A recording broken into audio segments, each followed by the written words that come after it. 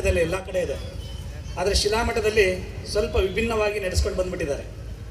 ಇಂದಿನ ಸಿದ್ಧಲಿಂಗ ಶಿವಾಚಾರ್ಯರ ಕಾಲದಿಂದನೂ ಕೂಡ ಗ್ರಾಮದ ಮಹಿಳೆಯರಿಗೂ ಕೂಡ ಹಬ್ಬದ ಒಂದು ಸವಿ ಊಟ ಆಗಬೇಕು, ಒಂದು ಕಾರ್ಯಕ್ರಮ ಆಗಬೇಕು ಅನ್ನೋಂಥ ಉದ್ದೇಶದಿಂದ ಪ್ರತಿ ವರ್ಷವೂ ಸಹ ಈ ಒಂದು ವೇದಿಕೆಯನ್ನು ಪೂರ್ವಯೋಜಿತವಾಗಿ ನಿಯೋಜನೆ ಮಾಡಿ ಇಡೀ ಗ್ರಾಮಕ್ಕೆ ಪ್ರಸಾದವನ್ನು ನೀಡುವಂತಹ ಕೆಲಸವನ್ನು ನಮ್ಮ ಪರಮ ಪೂಜ್ಯ ರೇಣುಕ ಶಿವಾಚಾರ್ಯ ಸ್ವಾಮೀಜಿಯವರು ಹಾಕ್ಕೊಂಡು ಬಂದಿದ್ದಾರೆ. ಇದು ನಿಜವಾಗಲೂ ಕೂಡ ಎಲ್ಲರನ್ನೂ ಕೂಡ ಒಟ್ಟುಗೂಡಿಸಿಕೊಂಡು ಹೋಗುವಂಥ ಒಂದು ಕೆಲಸ. ಪರಮ ಪೂಜ್ಯ ರೇಣುಕ ಶಿವಾಚಾರ್ಯ ಸ್ವಾಮೀಜಿಯವರು ನಮ್ಮ ಹಿರಿಯ ಪರಮ ಪೂಜ್ಯರು ಎಲ್ಲ ಪ್ರತಿ ಮನೆಗೂ ಹೋಗಿ ಬಂದಿದ್ದಾರೆ. ಪ್ರತಿ ಮನೆಗೂ ಹೋಗಿ ಗ್ರಾಮದಲ್ಲಿ ಜೋಳಿಗೆ ಇಟ್ಕೊಂಡು ನೀವು ಕಾರ್ಯಕ್ರಮಕ್ಕೆ ಬರಬೇಕು, ನಿಮ್ಮ ಕೈಲಾದಂತಹ ಭಕ್ತಿ ಸೇವೆಯನ್ನು ಮುಟ್ಟಿಸ್ಬೇಕು. ಜಾತ್ರೆ ಮಾಡಬೇಕು ಅಂದರೆ ಮನಸ್ಸು ಮಾಡಿದರೆ ಯಾವ ಒಬ್ಬ ವ್ಯಕ್ತಿ ಮಾಡ್ಬೋದು, ಆದರೆ ಅದು ಜಾತ್ರೆ ಆಗಲ್ಲ. ಅದು ಇಡೀ ಎಲ್ಲರೂ ಕೂಡ ಜೋಳಿಗೆಯನ್ನು ಹಾಕಿದರೆ ಅದು ಜಾತ್ರೆ ಆಗುತ್ತೆ ಅಲ್ವಾ? ಯಾಕೆ ಅಂದರೆ ನಂದು ಜಾತ್ರೆ, ನಾನು ಮಾಡಿದ್ದೀನಿ ಜಾತ್ರೆ, ನಂದು ಕೂಡ ಅದರಲ್ಲಿದೆ ಎನ್ನುವಂತಹ ಒಂದು ಸೇವಾ ಮನೋಭಾವನೆ ಮೂಡಿಸುವಂತಹ ಶಕ್ತಿಯನ್ನು ಪರಮ ಪೂಜ್ಯರು ಮಾಡಿದ್ದಾರೆ. ಹೌದಲ್ಲ? ಜೋರಾಗಿ ಚಪ್ಪಾಳೆ ತಟ್ಟಬಹುದು. ಕೊಡುವಂಥ ಕೈಗಳಿದಾವಲ್ಲ, ಕೊಡುವಂಥ ಕೈಗಳಿಗೇನು ಕೊರತೆ ಇಲ್ಲ, ಭಾಳಷ್ಟು ಜನ ಕೊಡ್ತಾರೆ. ಆದರೆ ಕೊಟ್ಟಿದ್ದು ಸಾರ್ಥಕವಾಗಬೇಕು. ಕೊಟ್ಟಿದ್ದು ಎಲ್ಲಿಗೆ ಹೋಗ್ಬೇಕಂದ್ರೆ ಸಮಾಜಕ್ಕೆ ಹೋಗಬೇಕು. ಸ್ವಂತದಕ್ಕೇನು ಬೇಡ, ಸಮಾಜದಿಂದ ಬಂದದ್ದು ಸಮಾಜಕ್ಕೆ ಅರ್ಪಣೆ ಆಗಬೇಕೆನ್ನುವಂತಹ ಉದ್ದೇಶದಿಂದ ಹೊಸ ಪರಂಪರೆಯನ್ನು ಪರಮ ಪೂಜ್ಯರು ಹಾಕಿಕೊಂಡಿದ್ದಾರೆ. ಅದನ್ನು ಸಮಸ್ತ ಗ್ರಾಮಸ್ಥರು ಎಲ್ಲರೂ ಸೇರಿ ಮಾಡಿದರೆ ನಿಜವಾಗ್ಲೂ ಕೂಡ ಒಳ್ಳೆಯದಾಗುತ್ತೆ ಎನ್ನುವಂತಹ ಮಾತುಗಳನ್ನು ತಿಳಿಸ್ತಾ, ನಮ್ಮ ತಾವರೆಕೆರೆ ಗ್ರಾಮದಲ್ಲಿ ಯಾವುದೇ ಕಾರ್ಯಕ್ರಮ ಆಗಲಿ ಅದು ಕ್ಷೇತ್ರನಾಥ ಉಮಾಮಹೇಶ್ವರನ ಮತ್ತು ಸಿದ್ಧಲಿಂಗ ಶಿವಾಚಾರ್ಯರ ಕೃಪೆ ಸದಾ ಇದೆ ಅನ್ನೋದಕ್ಕೆ ಭಾಳ ಸಾಕ್ಷಿ. ಪರಮ ಪೂಜ್ಯರ 75ನೇ ವರ್ಷದ ಅಮೃತ ಮಹೋತ್ಸವನ ಕಾರ್ಯಕ್ರಮ ಮಾಡಿದ್ವಿ, ಎಲ್ಲರಿಗೂ ಕೂಡ ಗೊತ್ತೇ ಇದೆ. ಆ ಸಂದರ್ಭದಲ್ಲಿ ವಿರೂಪಾಕ್ಷಪ್ಪನವರು ಶಾಸಕರಾಗಿದ್ದರು. ಆ ಸಂದರ್ಭದಲ್ಲಿ ಹೇಗೆ ಅಂದರೆ ವರುಣ ದೇವತೆ ಬಿಡ್ತಾನೆ ಇರಲಿಲ್ಲ. ರಾತ್ರಿ 10:30 ಆಗಿತ್ತು. ವಿರೂಪಣ್ಣವ್ರು ಫೋನ್ ಮಾಡಿದರು, ಯಾಕಪ್ಪ ಇಷ್ಟೊತ್ತ ಮಾಡ್ತಾರೆ ಶಾಸಕರನ್ನ ನಾವು ಅಂದ್ಕೊಂಡೆ. ಬುದ್ಧಿ ಬೆಳಗ್ಗೆ ಹೋಗಿ ಫಸ್ಟು ನಿಮ್ಮ ಉಮಾಮಹೇಶ್ವರನ ಪೂಜೆ ಮಾಡಿ, ನೀವೇ ಪೂಜೆ ಮಾಡಿ ಕಾಯಿಡು ಬರ್ರಿ, ನಮಗೆ ಕಾರ್ಯಕ್ರಮಕ್ಕೆ ತೊಂದರೆ ಆಗಬಾರ್ದು ಅಂತ. ಆದರೆ ಕಾರ್ಯಕ್ರಮಕ್ಕೆ ಯಾವತ್ತೂ ತೊಂದರೆನೇ ಆಗಲಿಲ್ಲ. ಕಾರ್ಯಕ್ರಮ ಯಶಸ್ವಿ ಆಯಿತು ಅನ್ನೋದ್ರೆ ಅವರು ಕೂಡ ನಮ್ಮ ಉಮಾಮಹೇಶ್ವರನ ಬಗ್ಗೆ ಎಷ್ಟು ನಂಬಿಕೆ ಇಟ್ಟಿದ್ರೆ ಅಂದರೆ ಅದು ನಿಜವಾಗ್ಲೂ ಕೂಡ ಆ ಉಮಾಮಹೇಶ್ವರನ ಒಂದು ಕೃಪೆ ಅಂತ ನಾವು ಹೇಳೋದಕ್ಕೆ ಇಷ್ಟಪಡ್ತೇನೆ. ಹಾಗಾಗಿ ಅದ್ಧೂರಿಯಾದಂಥ ಕಾರ್ಯಕ್ರಮ, ಅದನ್ನು ಅವಿಸ್ಮರಣೀಯ. ಅದು ಎಷ್ಟು ಜನ ಬರ್ತಾರೆ ನಿರೀಕ್ಷೆ ಇರಲಿಲ್ಲ.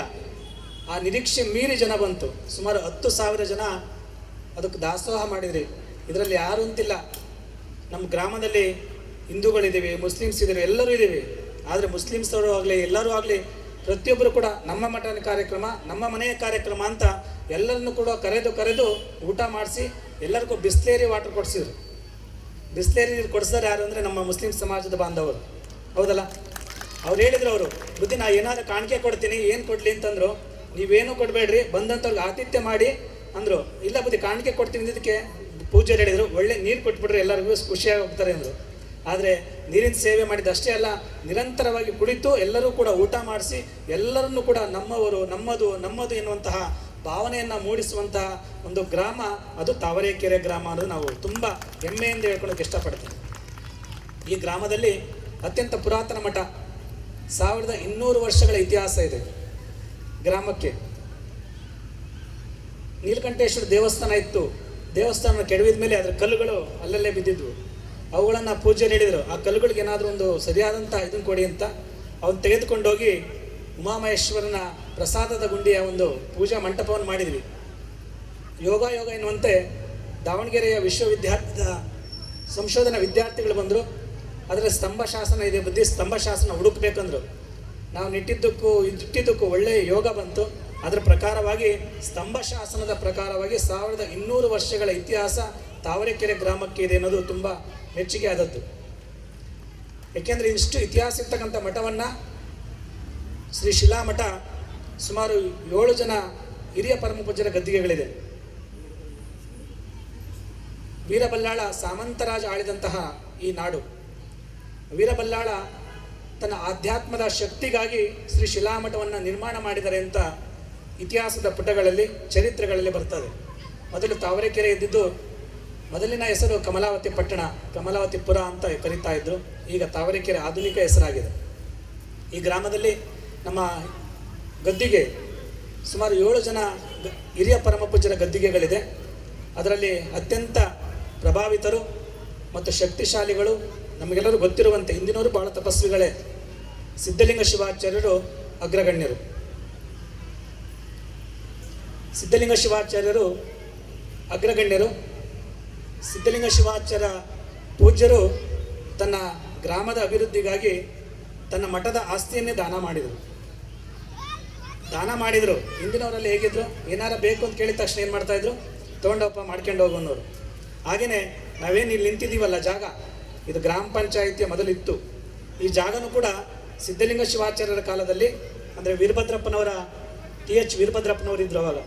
ಅವ್ರ ಕಾಲದಲ್ಲಿ ಈ ಗ್ರಾಮದ ಈ ಮಂಡಲ ಪಂಚಾಯತಿಯನ್ನು ಕೊಟ್ಟಿದ್ರು ಅಂತ ಗ್ರಾಮ ಪಂಚಾಯತಿಯರು ಎಲ್ಲರಿಗೂ ಕೂಡ ಗೊತ್ತೇ ಇದೆ ಅನಿಸುತ್ತೆ. ಗೊತ್ತಲ್ಲ, ಎಲ್ಲರಿಗೂ ಗೊತ್ತಲ್ಲ ಗ್ರಾಮ ಪಂಚಾಯತಿಯವರು ಈ ಜಾಗ ಕೊಟ್ಟರು. ಅದಕ್ಕಿಂತ ಪೂರ್ವದಲ್ಲಿ ಇಲ್ಲಿ ಪೊಲೀಸ್ ಕ್ವಾರ್ಟರ್ಸ್ ಇತ್ತು. ಪೊಲೀಸ್ ಕ್ವಾರ್ಟರ್ಸನ್ನು ಕೂಡ ಹಿರಿಯ ಪರಮ ಪೂಜ್ಯರು ದಾನ ಮಾಡಿದರು.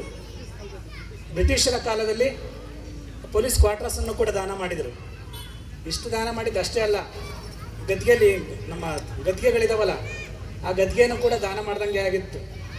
ಎಲ್ಲರೂ ಸ್ಮಶಾನ ಭೂಮಿ ಮಾಡ್ಕೊಂಬಿಟ್ಟಿದ್ದು ಗ್ರಾಮದವರೆಲ್ಲರೂ ಕೂಡ. ಆದರೂ ಆ ಗ್ರಾಮ ಸ್ಮಶಾನ ಭೂಮಿ ಎಲ್ಲ ಪೂರ್ತಿ ನಿವಾರಣೆಯಾಗಿ ಇವತ್ತೇನಾಗಿದೆ ಅಂದರೆ ಆಧುನಿಕತೆಯ ಒಂದು ತೋಟ ಆಗಿದೆ. ಸಂಪೂರ್ಣ ಸಂಪದ್ಭರಿತವಂತಹ ತೋಟವನ್ನು ನಿರ್ಮಾಣ ಮಾಡಿದಂಥ ಪರಮ ಪೂಜ್ಯರು ಅಂದರೆ ಪರಮ ಪೂಜ್ಯ ರೇಣುಕ ಶಿವಾಚಾರ್ಯ ಸ್ವಾಮೀಜಿಯವರು ಗ್ರಾಮಕ್ಕೆ ಮತ್ತು ಇದಕ್ಕೆ ಒಂದು ಮಠಕ್ಕೆ ಒಂದು ಆರ್ಥಿಕವಾದಂತಹ ಒಂದು ಸಂಪತ್ತನ್ನು ಪರಮ ಪೂಜ್ಯರು ನಿರ್ಮಾಣ ಮಾಡಿಕೊಟ್ಟಿದ್ದಾಗಿದೆ. ಹಾಗಾಗಿ ಜಾತ್ರೆ ನಾವು ಎಷ್ಟೇ ಏನು ಹೇಳಿದ್ರು ಕೂಡ ಕಮ್ಮಿನೇ. ಪರಮ ಪೂಜ್ಯರ ಸಮಯದ ಇದನ್ನು ತಿಳಿಸ್ತಾ ಇದ್ದಾರೆ. ಹಾಗಾಗಿ ಗ್ರಾಮದ ಎಲ್ಲರೂ ಕೂಡ ಒಟ್ಟುಗೂಡಿಕೊಂಡು ಜಾತ್ರೆ ಈ ಕಾರ್ಯಕ್ರಮಗಳನ್ನು ಯಶಸ್ವಿಯಾಗಿ ಮಾಡೋಣ ಎನ್ನುವಂತಹ ಮಾತುಗಳನ್ನು ತಿಳಿಸ್ತಾ, ಈ ಸಂದರ್ಭದಲ್ಲಿ ಪ್ರತಿ ವರ್ಷ ಸಿದ್ಧಲಿಂಗ ಶಿವಾಚಾರ್ಯರ ಪ್ರಶಸ್ತಿ ಮತ್ತು ಅನ್ನಪೂರ್ಣೇಶ್ವರಿ ಪ್ರಶಸ್ತಿಯನ್ನು ನಾವು ಪ್ರತಿ ವರ್ಷ ಕೊಡ್ಕೊಂಡು ಬರ್ತಾ ಇದ್ದೀವಿ. ಇವತ್ತು ಮಾಜಿ ಉಪಮುಖ್ಯಮಂತ್ರಿಗಳು ಆದಂತಹ KS ಈಶ್ವರಪ್ಪನವರಿಗೆ ಕೊಡ್ತಾ ಇದ್ದೇವೆ.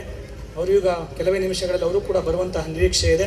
ಮತ್ತು ಅನ್ನಪೂರ್ಣೇಶ್ವರಿ ಪ್ರಶಸ್ತಿಯನ್ನು ಶ್ರೀಮತಿ ಪಾರ್ವತಮ್ಮನವರು ಶಿವಶಕ್ತಿ ಸಮಾಜ ಶಿವಮೊಗ್ಗ ಅವರಿಗೆ ಇವತ್ತು ಅನ್ನಪೂರ್ಣೇಶ್ವರಿ ಪ್ರಶಸ್ತಿಯನ್ನು ಕೊಡ್ತಾ ಇದ್ದೇವೆ.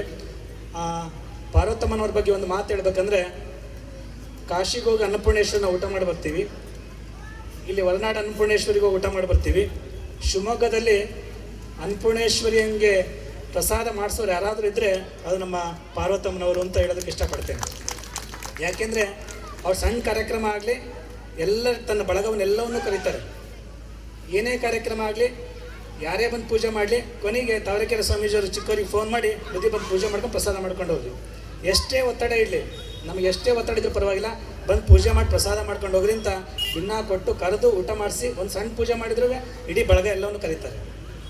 ಹಾಗಾಗಿ ಅನ್ನಪೂರ್ಣೇಶ್ವರಿ ಆಗಿದ್ದಾರೆ. ಅಷ್ಟೇ ಅಲ್ಲ, ನಮ್ಮ ಮಠದಲ್ಲಿ ಯಾವುದೇ ಕಾರ್ಯಕ್ರಮ ಆಗಲಿ, ಹಿಂದೆ ಕೇದಾರ ಜಗದ್ಗುರುಗಳ ಕಾರ್ಯಕ್ರಮ ಪ್ರಾರಂಭ ಆಯಿತು, ಅವತ್ತು ಕೂಡ ದಾಸೋಹ ಸೇವೆಗೆ ನಂದು ಕೂಡ ಸೇವೆ ಇರಲಿ ಬುದ್ಧಿಂತ ಕೊಟ್ಟರು. ಗುರುಗಳ ಅಮೃತ ಮಹೋತ್ಸವ ಕಾರ್ಯಕ್ರಮಕ್ಕಾಗಿ ಅವಾಗಲೂ ಕೂಡ ದಾಸೋಹ ಕೊಟ್ಟರು.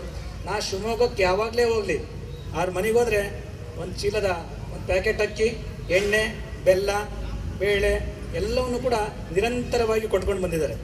ಹಾಗಾಗಿ ಶ್ರೀಮತಿ ಪಾರ್ವತಮ್ಮನವರು ಕೂಡ ನಮ್ಮ ಗ್ರಾಮದ ಪರವಾಗಿ, ಮಠದ ಪರವಾಗಿ ಅವರಿಗೆ ಒಂದು ಆಶೀರ್ವಾದ ಕೊಟ್ಟಿದ್ದೀವಿ. ಅಂದರೆ ಅವ್ರಿಗೂ ಕೂಡ ಇನ್ನೂ ಆಯುಷ್ಯ ಆರೋಗ್ಯ ಹೆಚ್ಚಿಸಲಿ ಎನ್ನುವಂತಹ ಉದ್ದೇಶದಿಂದ ಉಮಾಮಹೇಶ್ವರನ ಕೃಪೆ ಸದಾಕಾಲ ಇರಲಿ ಅಂತ ಆಶೀರ್ವಾದ ಮಾಡಿ ಅವರಿಗೆ ಆಶೀರ್ವದಿಸ್ತಾ ಇದ್ದೇವೆ. ಅಷ್ಟೇ ಅಲ್ಲದೆ ನಮ್ಮ ಪ್ರತಿ ವರ್ಷ ನಮ್ಮ ಸ್ವಾಗತ ಮಾಡಿದಂತಹ ನಟಿಯಣ್ಣವರು ಹೇಳಿದಂತೆ ಪ್ರತಿ ವರ್ಷ ಒಬ್ಬೊಬ್ಬರಿಗೆ ಆಶೀರ್ವಾದ ಮಾಡ್ತಾ ಬಂದಿದ್ದೇವೆ.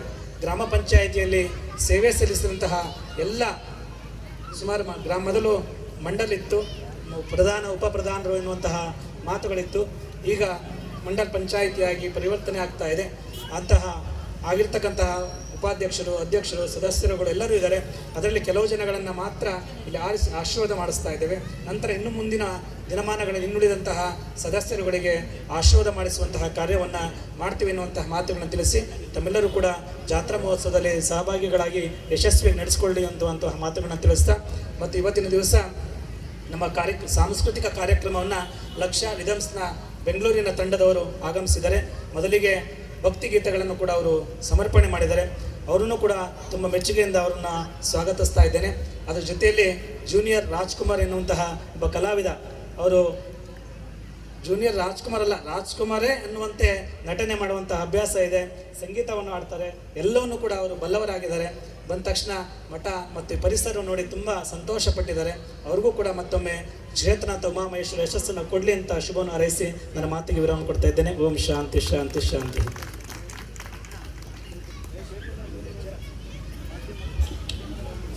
ಕಾರ್ಯಕ್ರಮದ ಹಿನ್ನೆಲೆ ಹಾಗೂ ಉದ್ದೇಶವನ್ನ ಪ್ರಾಸ್ತಾವಿಕ ನುಡಿ ಮೂಲಕ ತಿಳಿಸಿರ್ತಕ್ಕಂತಹ ಶ್ರೀ ಶ್ರೀ ಶಟಸ್ಥಲ ಬ್ರಹ್ಮ ಡಾಕ್ಟರ್ ಅಭಿನವ ಸಿದ್ಧಲಿಂಗ ಶಿವಾಚಾರ್ಯ ಮಹಾಸ್ವಾಮೀಜಿಗಳಿಗೆ ಧನ್ಯವಾದಗಳು. ಹಾಗೆ ಇದೀಗ ತಾನೇ ಆಗಮಿಸಿದಂತಹ ಚನ್ನಗಿರಿಯ ವರದಿಗಾರರಿಗೆ ಆತ್ಮೀಯವಾಗಿರ್ತಕ್ಕಂಥ ಸ್ವಾಗತವನ್ನು ಕೋರ್ತಾ ಇದ್ದೀನಿ. ಜೋರಾದ ಚಪ್ಪಾಳೆ ಮುಖಾಂತರ ಸ್ವಾಗತವನ್ನು ಕೋರಬೇಕಾಗಿ ವಿನಂತಿ. ಈಗ ಉದ್ಘಾಟನಾ ಸಮಾರಂಭ. ಅಸತ್ಯದಿಂದ ಸತ್ಯದ ಕಡೆಗೆ, ಕತ್ತಲೆಯಿಂದ ಬೆಳಕಿನೆಡೆಗೆ ಎನ್ನುವಂತೆ ಜ್ಯೋತಿ ಬೆಳಗಿಸುವ ಮೂಲಕ ಕಾರ್ಯಕ್ರಮದ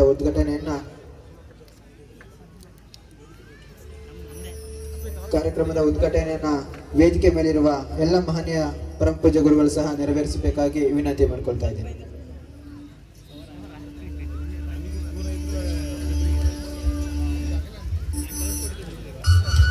ಉದ್ಘಾಟನಾ ಸಮಾರಂಭದ ನಂತರ ಶ್ರೀ ವೀರಭದ್ರೇಶ್ವರ ಹಿರಿಯ ಪ್ರಾಥಮಿಕ ಶಾಲಾ ವಿದ್ಯಾರ್ಥಿಗಳಿಂದ ಸ್ವಾಗತ ನೃತ್ಯವಿರುತ್ತದೆ.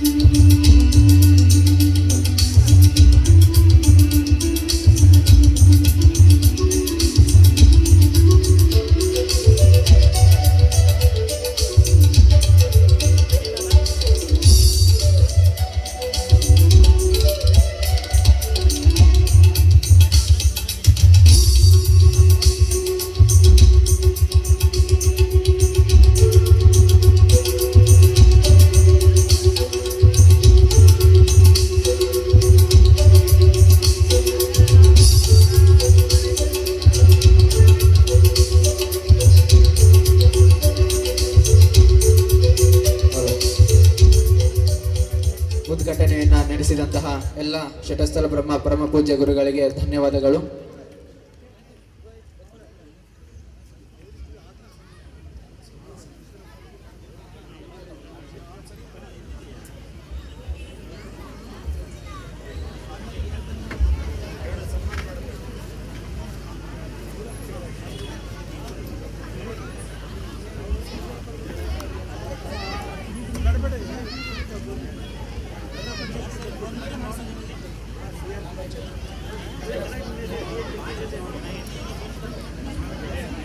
ತಾವರೆಕೆರೆ ಗ್ರಾಮದ ಗ್ರಾಮ ಪಂಚಾಯಿತಿಯಲ್ಲಿ ಸೇವೆ ಸಲ್ಲಿಸಿರುವ ಮಾಜಿ ಅಧ್ಯಕ್ಷರು ಮತ್ತು ಉಪಾಧ್ಯಕ್ಷರುಗಳಿಗೆ ಪರಮ ಪೂಜ್ಯ ಶಟಸ್ಥಲ ಬ್ರಹ್ಮ ರೇಣುಕಾ ಶಿವಾಚಾರ್ಯ ಸ್ವಾಮಿಗಳಿಂದ ಗೌರವ ಸಮರ್ಪಣೆ ಹಾಗೂ ಸನ್ಮಾನವನ್ನ ಮಾಡಿ ಅಭಿನಂದಿಸಲಿದ್ದಾರೆ. ನಾವು ಹೇಳಿದಂತ ಹೆಸರಿನ ವ್ಯಕ್ತಿಗಳು ವೇದಿಕೆ ಮೇಲೆ ಬಂದ ಸನ್ಮಾನವನ್ನು ಸ್ವೀಕರಿಸಬೇಕು. ಮೊದಲನೇದಾಗಿ ಶ್ರೀ ಗೌಡ್ರು ನಾಗರಾಜಪ್ಪ, ಶ್ರೀ MG ರಾಜಶೇಖರಪ್ಪ, ಶ್ರೀಮತಿ ತಫ್ರೇಜ್ ಉನ್ನೀಸಾ ಹಾಗೂ ಹಾಫೀಜ್ ಬೀದ್, ಈ 4 ಜನ ವ್ಯಕ್ತಿಗಳು ಸಹ ವೇದಿಕೆ ಮೇಲೆ ಬಂದು ಗೌರವ ಸಮರ್ಪಣೆಯನ್ನ ಸ್ವೀಕರಿಸಬೇಕಾಗಿ ವಿನಂತಿ ಮಾಡಿಕೊಳ್ತಾ ಇದ್ದೇನೆ.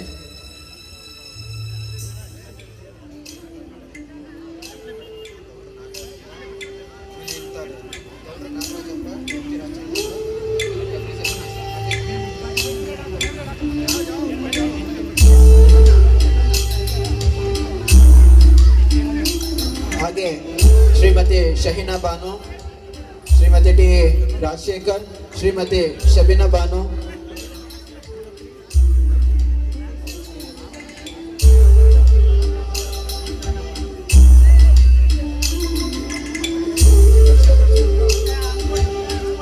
ಶ್ರೀ ಗೌಡ್ರು ನಾಗರಾಜಪ್ಪ, ಶ್ರೀ ಎಂ ಜಿ ರಾಜಶೇಖರಪ್ಪ, ಶ್ರೀಮತಿ ತಫ್ರೀಜಾ ಉನ್ನೀಸಾ, ಹಾಫೀಜ್ ಬೇದ್ ವೇದಿಕೆ ಮೇಲೆ ಆಗಮಿಸಿ ಪರಮ ಪೂಜ್ಯ ಗುರುಗಳಿಂದ ಗೌರವ ಸಮರ್ಪಣೆಯನ್ನು ಸ್ವೀಕರಿಸಬೇಕು. ತಾವರೆಕೆರೆ ಗ್ರಾಮ ಪಂಚಾಯಿತಿಯಲ್ಲಿ ಸೇವೆ ಸಲ್ಲಿಸಿದಂತಹ ಮಾಜಿ ಅಧ್ಯಕ್ಷರುಗಳಿಗೂ ಹಾಗೂ ಉಪಾಧ್ಯಕ್ಷರುಗಳಿಗೆ ತಾವರೆಕೆರೆ ಗ್ರಾಮಸ್ಥರು ಜೋರಾದ ಚಪ್ಪಾಳೆ ಮುಖಾಂತರವಾಗಿ ಅವರಿಗೆ ಅಭಿನಂದನೆಯ ಗೌರವವನ್ನು ಸಮರ್ಪಿಸಬೇಕಾಗಿ ವಿನಂತಿ ಮಾಡಿಕೊಳ್ತಾ ಇದೆ. ಜೋರಾದ ಚಪ್ಪಾಳೆ.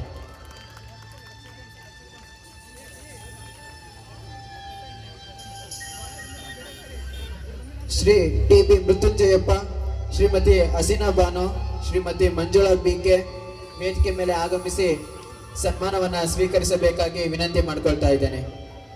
ಹಾಗೆ ಶ್ರೀ ಟಿ ಆರ್ ಪ್ರಕಾಶ್ ಬಾಬು,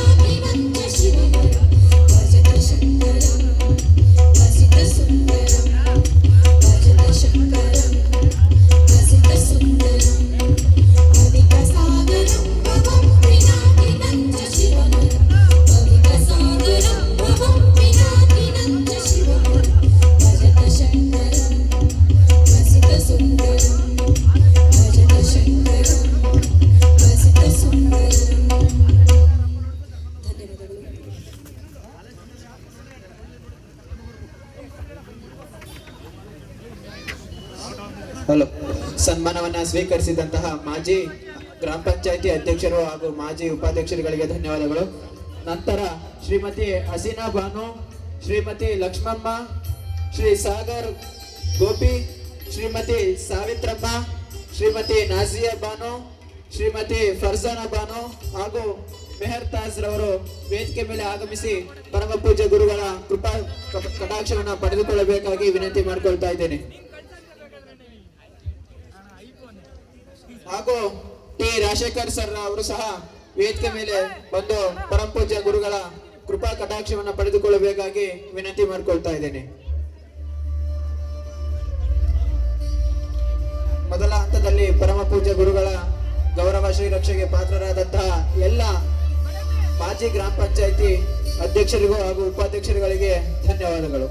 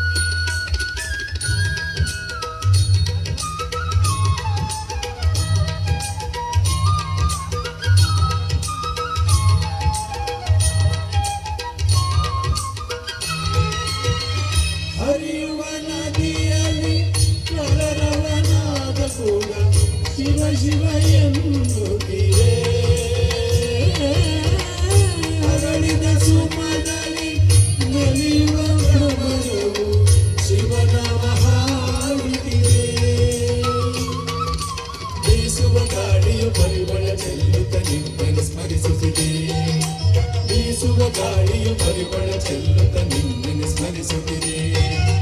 ಶ್ರೀಕಂಠ ವಿಷಕಂಠ ಶ್ರೀಕಂಠ ವಿಷಕಂಠ ವಿಷವನ್ನು ಕುಡಿದ ನಂಜುಂಡೇಶ್ವರನೇ, ಲೋಕವನ್ನು ಉಳಿಸಲು ವಿಷವನ್ನು ಕುಡಿದ ನಂಜುಂಡೇಶ್ವರನೇ, ಗತಿ ನೀನೆಂದರೆ ಓಡುತ್ತ ಬರುವ ಕರುಣಾಸಾಗರನೇ, ಗತಿ ನೀನೆಂದರೆ ಓಡುತ್ತ ಬರುವ ಕರುಣಾಸಾಗರನೇ. ಶ್ರೀಕಂಠ ವಿಷಕಂಠ, ಶ್ರೀಕಂಠ ವಿಷಕಂಠ.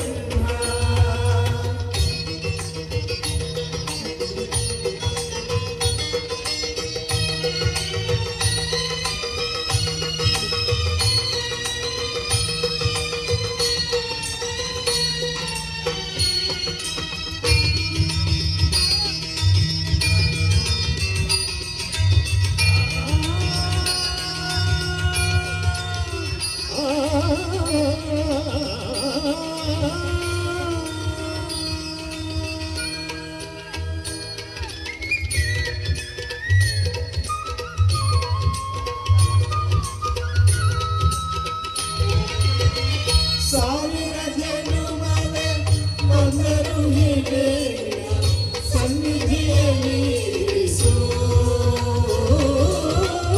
ಉಸಿರಿನ ಸಿರಲಿ ಕಣ್ಣೆಯನ್ನು ನಾಮವನ್ನು ಬೆರೆಸು.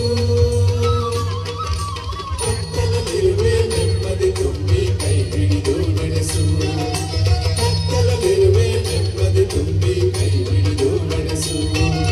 ಶ್ರೀಕಂಠ ವಿಷಕಂಠ, ಶ್ರೀಕಂಠ ವಿಷಕಂಠ, ಲೋಕವನ್ನು ಉಳಿಸಲು ವಿಷವನ್ನು ಕುಡಿದ ನಂಜುಂಡೇಶ್ವರನೇ, ಲೋಕವನ್ನು ಉಳಿಸಲು ವಿಷವನ್ನು ಕುಡಿದ ನಂಜುಂಡೇಶ್ವರನೇ, ಗತಿ ನೀನೆಂದರೆ ಓಡುತ್ತ ಬರುವ ಕರುಣಾಸಾಗರನೇ.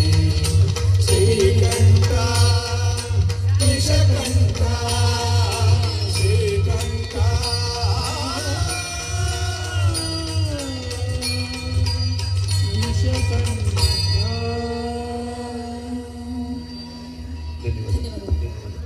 ಹಲೋ. ಸನ್ಮಾನವನ್ನು ಸ್ವೀಕರಿಸಿದಂತಹ ಎಲ್ಲ ಮಾಜಿ ಗ್ರಾಮ ಪಂಚಾಯಿತಿ ಅಧ್ಯಕ್ಷರುಗಳಿಗೂ ಹಾಗೂ ಉಪಾಧ್ಯಕ್ಷರುಗಳಿಗೂ ಧನ್ಯವಾದಗಳು. ಹಾಲಿ ಮತ್ತೆ ಮಾಜಿ ಇರ್ತಕ್ಕಂಥ ಎಲ್ಲ ಗ್ರಾಮ ಪಂಚಾಯಿತಿ ಅಧ್ಯಕ್ಷರಿಗೂ ಹಾಗೂ ಉಪಾಧ್ಯಕ್ಷರುಗಳಿಗೆ ಧನ್ಯವಾದಗಳು. ವಿಶೇಷ ಸೂಚನೆ, ಬಂದಿರತಕ್ಕಂಥ ಎಲ್ಲ ಶಿಲಾಮಠದ ಸದ್ಭಕ್ತರಿಗೂ ಸಹ ಪ್ರಸಾದದ ವ್ಯವಸ್ಥೆ ಇರ್ತದೆ. ಅದೇ ರೀತಿ ತಾವರೆಕೆರೆ ಮಹಿಳೆಯರಿಂದ ಮುತ್ತೈದರಿಗೆ ಗೌರವ ಸಮರ್ಪಣೆ ಕಾರ್ಯಕ್ರಮ ಸಹ ಇರ್ತದೆ. ಅರಿಶಿನ ಕುಂಕುಮವನ್ನು ತಾವರೆಕೆರೆ ಮುತ್ತೈದೆಯರ ಸಂಘದವರು ನೀಡ್ತಾ ಇದ್ದಾರೆ. ಎಲ್ಲ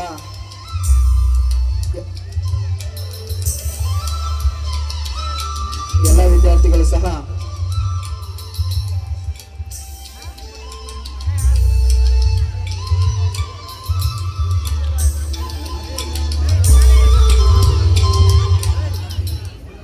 ಶಟಸ್ಥಲ ಬ್ರಹ್ಮ ವೀರಭದ್ರ ಶಿವಾಚಾರ್ಯ ಸ್ವಾಮಿಗಳು, ಸಿದ್ದರ ಬೆಟ್ಟ, ತುಮಕೂರು ಪರಮಪೂಜ್ಯರು ಈ ಒಂದು ಕಾರ್ಯಕ್ರಮವನ್ನು ಉದ್ದೇಶಿಸಿ ನುಡಿಗಳನ್ನು ನುಡಿಬೇಕಾಗಿ ವಿನಂತಿ. ಹಾಗೆ ವಿಶೇಷ ವಿಚಾರ ಏನಪ್ಪಾ ಅಂತಂದ್ರೆ, ವೀರಭದ್ರ ಶಿವಾಚಾರ್ಯ ಸ್ವಾಮಿಗಳಿಗೆ ಪಟ್ಟಾಭಿಷೇಕ ಕಾರ್ಯಕ್ರಮವನ್ನು ನಡೆಸಿಕೊಟ್ಟಿರ್ತಕ್ಕಂಥದ್ದು ನಮ್ಮ ನಿಮ್ಮೆಲ್ಲರ ಪ್ರೀತಿಯ ಶ್ರೀ ಶಟಸ್ಥಲ ಬ್ರಹ್ಮ ರೇಣುಕಾ ಶಿವಾಚಾರ್ಯ ಮಹಾಸ್ವಾಮಿಗಳು. ಜೋರಾದ ಚಪ್ಪಾಳೆ ಬರಲಿ.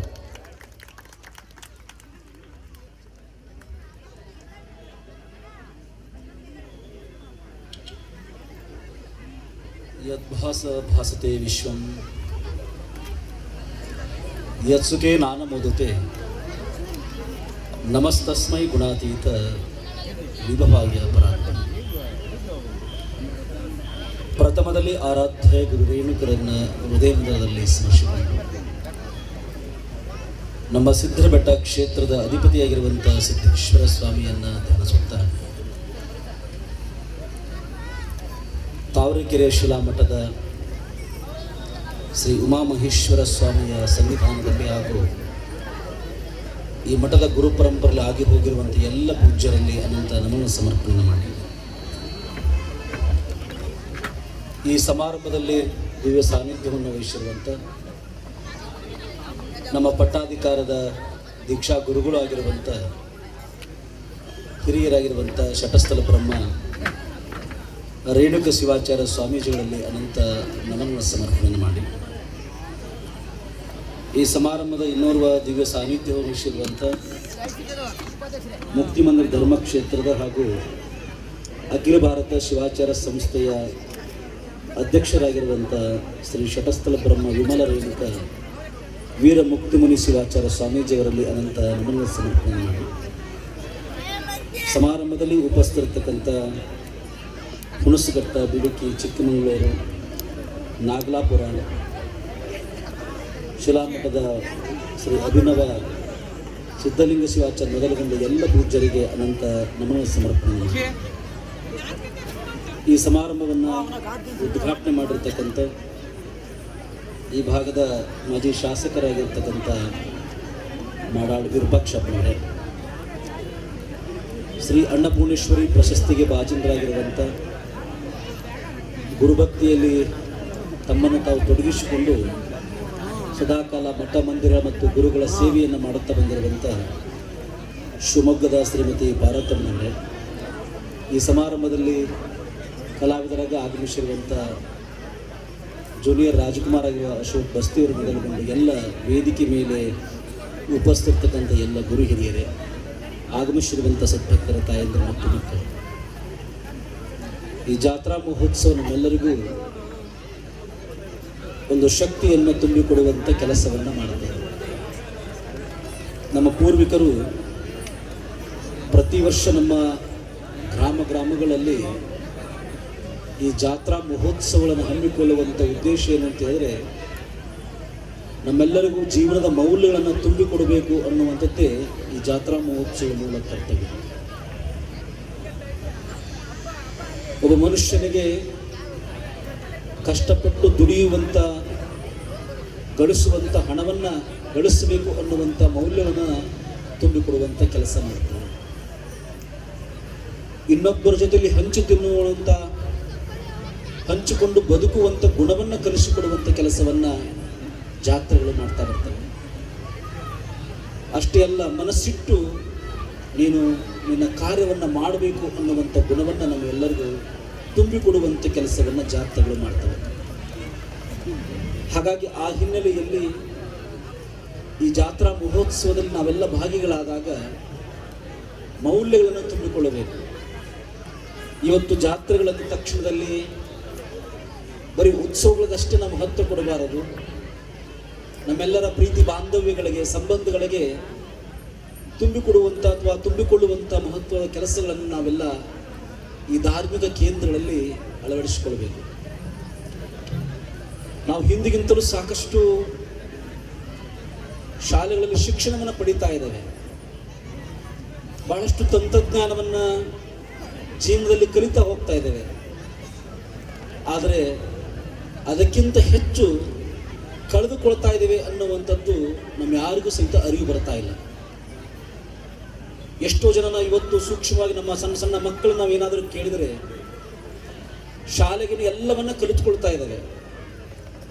ಒಂದು 8 ವರ್ಷದ 9 ವರ್ಷದ ಮಗುಗೆ ಏನಾದರೂ ಒಂದು ಮೊಬೈಲ್ ಕೊಟ್ಟರೆ ಆ ಮೊಬೈಲನ್ನು ಪೂರ್ಣ ಆಪರೇಟ್ ಮಾಡುವಂಥ ಗುಣವನ್ನು ಅಥವಾ ಜ್ಞಾನವನ್ನು ಕಲಿತುಕೊಂಡಿದೆ.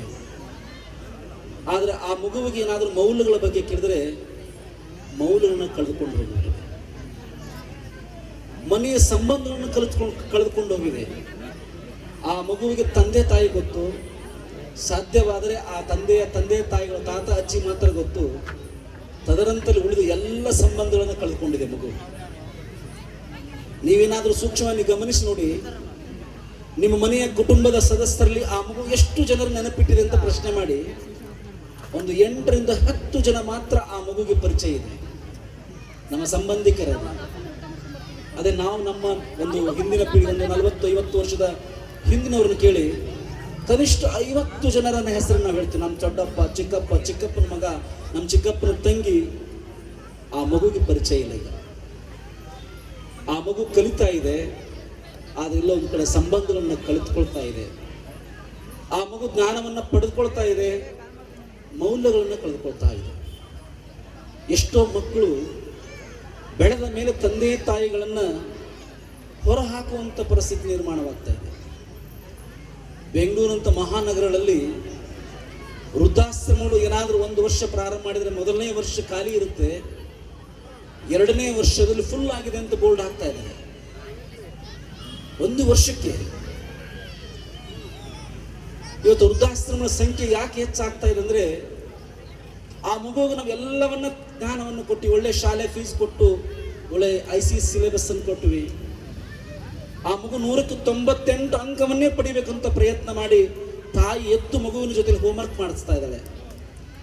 ಎಷ್ಟೋ ಜನ ತಾಯಂದ್ರೆ ಮಗುಗೆ ಎಕ್ಸಾಮ್ ಬಂದ್ರೆ ಆ ಮಗುಗಿಂತಲೂ ಹೆಚ್ಚು ಟೆನ್ಷನ್ ತಂದೆ ತಾಯಿಗಳ ಮಾಡಿದ್ರೆ, ನಮ್ಮ ಮಗು ಎಕ್ಸಾಮ್ ಇದೆ ಈ ವಾರ ಅಂತ.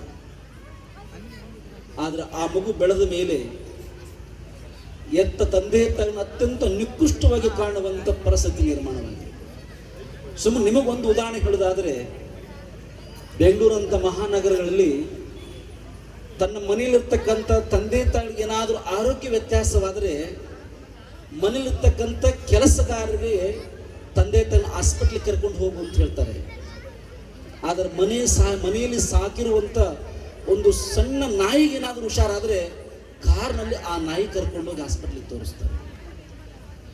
ಆ ನಾಯಿಗೆ ವಾಕ್ ಮಾಡಿಸ್ಲಿಕ್ಕೆ ಕರ್ಕೊಂಡು ಹೋಗ್ತಾರೆ ಬೆಳಗ್ಗೆ ಕೊಟ್ಟು. ನೀವೇನಾದರೂ ಪಾರ್ಕ್ಗಳಲ್ಲಿ ಬೆಂಗಳೂರಿನಲ್ಲಿ ನಿಮಗೆಲ್ಲ ಪರಿಚಯ ಇರ್ಬೋದು, ನೀವು ಹೋಗಿ ನೋಡ್ಬೋದು. ಆ ನಾಯಿಗೋಸ್ಕರ ವಾಕಿಂಗ್ ಮಾಡುವಷ್ಟು ಜನ ವ್ಯವಧಾನ ಇದೆ, ಸಮಯ ಇದೆ. ಆದರೆ ತಂದೆ ತಾಯಿಗಳ ಜೊತೆ ಮಾತನಾಡುವಂಥ ವ್ಯವಧಾನ ಇಲ್ಲ. ತಂದೆ ತಾಯಿಗಳಿಗೆ ಏನಾದರೂ ಆರೋಗ್ಯ ವ್ಯತ್ಯಾಸವಾದರೆ ಆ ತಂದೆ ತಾಯಿ ನೋಡಿಕೊಳ್ಳುವಂಥ ಮನಸ್ಥಿತಿ ಇವತ್ತು ನಿರ್ಮಾಣವಾಗಿಲ್ಲ. ಆ ಮನಸ್ಸುಗಳನ್ನು ಇವತ್ತು ಸಂಬಂಧಗಳನ್ನು ಕಳೆದುಕೊಂಡಂಥ ಮನಸ್ಥಿತಿ ನಿರ್ಮಾಣವಾಗಿದೆ. ಆ ಮಕ್ಕಳಲ್ಲಿ ಮತ್ತು ಇವತ್ತಿನ ಯುವಜನತೆಯಲ್ಲಿ ಹಣ ಅಥವಾ ಅಧಿಕಾರ ಇದರ ಹಿಂದಕ್ಕೆ ಹೆಚ್ಚು ಮನಸ್ಸು ಮಾಡ್ತಾ ಇದೆ. ನಾವೆಲ್ಲ ಸ್ವಾಮಿಗಳು ಕೂತ್ಕೊಂಡಾಗೆಲ್ಲ ಚಿಂತನೆ ಮಾಡ್ತಿರ್ತೇವೆ. ನಾವೇನಾದರೂ ಧರ್ಮ ಸಮಾರಂಭ ಮಾಡ್ತಾ ಇದ್ರೆ ಯುವಜನತೆ ಬಹಳ ಕಡಿಮೆ. ನೀವೇನಾದರೂ ಯುವಕರು ಯಾರಾದರೂ ಹಿರಿಯರು ಬಂದು ವೇದಿಕೆ ಮೇಲೆ ನೋಡಿ ಮುಂದೆ ಕುಳಿತುಕೊಂಡ್ರೆ ಎಲ್ಲರೂ 40 ವರ್ಷಕ್ಕಿಂತ ಹೆಚ್ಚು ಮೇಲಿನವರೇ ಇದ್ದಾರೆ. 40 ವರ್ಷ ಒಳಗಿರೋ ಕೆಳಗೆ ಕಡಿಮೆ ಜನ ಇದೆ. ಯಾಕೆ ಹೇಳಿ? ಅದೇ ಈಗ ನೆಕ್ಸ್ಟ್ ಆರ್ಕೆಸ್ಟ್ರಾ ಸ್ಟಾರ್ಟ್ ಆಗತ್ತೆ. ಇಲ್ಲಿ ಆ ಆರ್ಕೆಸ್ಟ್ರಾ ಆದ್ಮೇಲೆ ಮತ್ತೆ ವೇದಿಕೆ ಮೇಲೆ ಬಂದು ನೋಡಿ, ಇಲ್ಲಿ ಮುಂದೆ ಕೂತ್ಕೊಂಡ್ರೆ ಯಾರು ಕೂತ್ಕೊಂಡಿರ್ತಾರಂತ ಯುವಕರು ಬಂದು ಕುಳಿತುಕೊಳ್ತಿರ್ತಾರೆ. ನಾವೆಲ್ಲ ಸ್ವಾಮಿಗಳು ಚಿಂತೀವಿ, ಇನ್ನೊಂದು 50 ವರ್ಷ ಹೋದ ಮೇಲೆ ಈ 40 ವರ್ಷ ಇರೋರು ಏನಾದರೂ ವಯಸ್ಸಾಗಿ ಮನೇಲಿ ಕೂತ್ಕೊಂಡ್ರೆ ನಮ್ಮಂಥ ಧಾರ್ಮಿಕ ಸಮಾರಂಭ, ಸ್ವಾಮೀಜಿಯವರು ಧಾರ್ಮಿಕ ಸಮಾರಂಭಗಳಲ್ಲಿ ಯುವಜನತೆ ಏನಾದರೂ ಬಂದು ಕುಳಿತುಕೊಳ್ಳುತ್ತೆ ಅಥವಾ ಇಲ್ವೋ ಅನ್ನುವಂಥ ಪ್ರಶ್ನೆಯಲ್ಲಿದೆ. ಇದಕ್ಕೆ ಕಾರಣ ಏನು ಅಂತಂದರೆ, ಬರೀ ಪೋಷಕರಷ್ಟೇ ಅಲ್ಲ, ನಾವೆಲ್ಲ ಮಠಾಧೀಶರು ಸಹಿತ ನಾವೆಲ್ಲ ಒಂದು ಕಡೆ ನಮ್ಮ ಮುಂದಿನ ಪೀಳಿಗೆ ಮಕ್ಕಳಿಗೆ ಎಲ್ಲ ಸಂಸ್ಕಾರ ಕೊಡೋದ್ರಲ್ಲಿ ಏನೋ ಕೊರತೆ ಆಗಿದೆ ಅಥವಾ ಎಲ್ಲ ಒಂದು ಸರಿ ಅದು ಅರ್ಥವಾಗ್ತಾ ಇಲ್ವೇನೋ ಅನ್ನುವಂಥ ಪ್ರಶ್ನೆ ನಮ್ಮೆಲ್ಲರೂ ಕಾಡ್ತಾ ಇದೆ. ಇವತ್ತು ಎಷ್ಟೋ ಜನ ತಂದೆ ತಾಯಿಗಳು ಮಕ್ಕಳಿಗೆ ಶಿಕ್ಷಣ ಕೊಡ್ತಾ ಇದ್ದಾರೆ, ಆದರೆ ಸಂಸ್ಕಾರ ಕೊಡ್ತಾ ಇಲ್ಲ. ಆ ಸಂಸ್ಕಾರದ ಕೊರತೆಯಿಂದ ಯಾವ ರೀತಿ ಆಗ್ತದೆ ಅಂದರೆ, ಆ ಮಕ್ಕಳಿಗೆ ಎಷ್ಟೊಂದು ಒಂದು ಕಡೆ ಮನಸ್ಸಿಗೆ ನೆಮ್ಮದಿ ಇಲ್ಲದ ಜೀವನ ಪಡ್ಕೊಳ್ತಾ ಇದ್ದಾರೆ. ನೀವೇನಾದರೂ ಬೆಂಗಳೂರಿನಲ್ಲಿರುವಂಥ ಆರ್ಟ್ಸ್ ಆಫ್ ಲಿವಿಂಗ್ ಅಭಿಷೇಕರ ಗುರುಜಿ ಆಶ್ರಮಕ್ಕೆ ನೀವು ಹೋಗಿ ಬನ್ನಿ.